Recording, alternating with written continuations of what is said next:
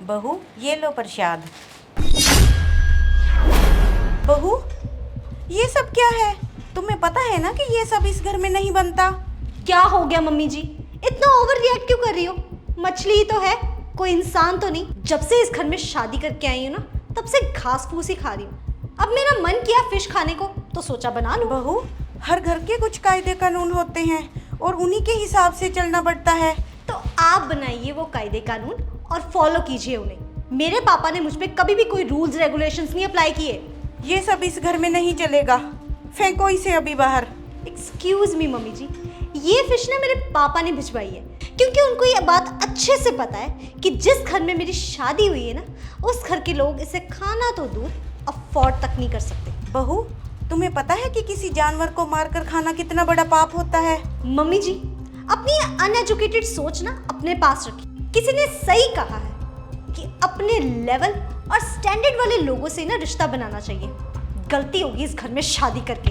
कहना क्या चाहती हो तुम? कि जिस दिन से इस घर में शादी करके आई हूँ, तब से रोज किसी ना किसी बात पे मुझे एडजस्टमेंट करनी पड़ रही है।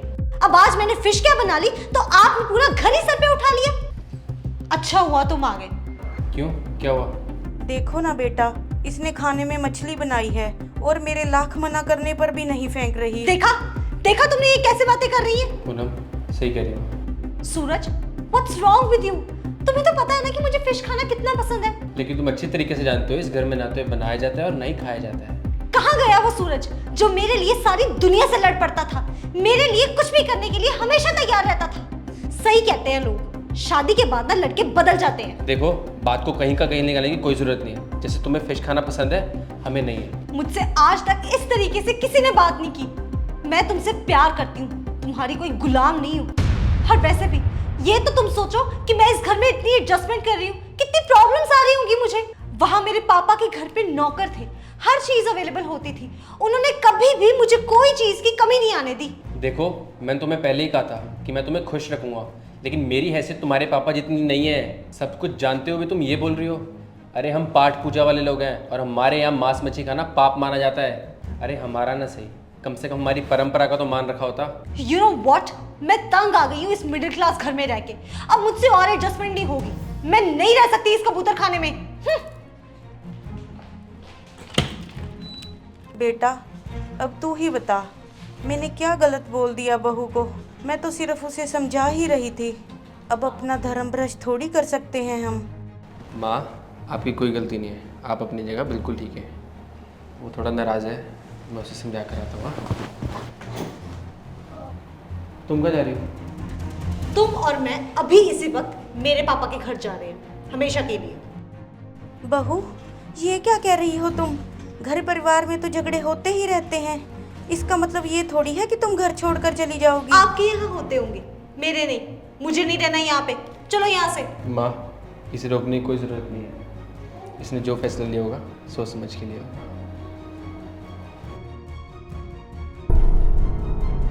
जाओ अपने पापा के घर। तुम भी मेरे साथ चल रहे हो। आई एम सॉरी पूनम, लेकिन तुम्हारे इस फैसले में मैं तुम्हारा साथ नहीं दे सकता। बहुत पछताओगे तुम।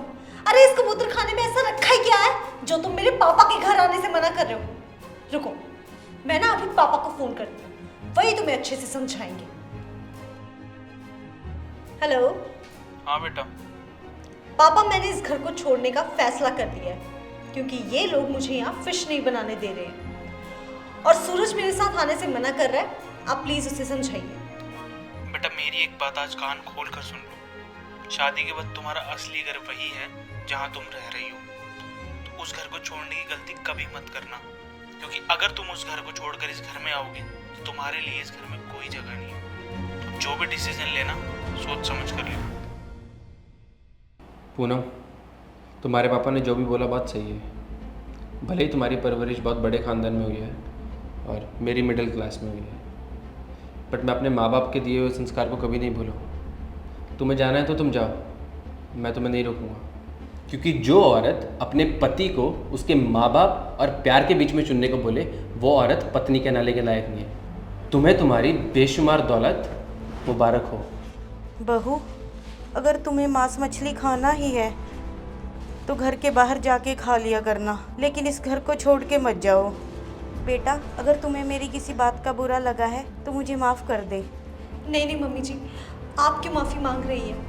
मुझे ये बात समझनी चाहिए थी कि किसी की फीलिंग्स को हर्ट करके अगर मैं अपनी मनमानी करूँगी तो उसका कोई मतलब नहीं है। आज के बाद मैं कभी भी किसी चीज़ के लिए ज़िद नहीं करूँगी, क्योंकि ये घर अब मेरा भी तो है।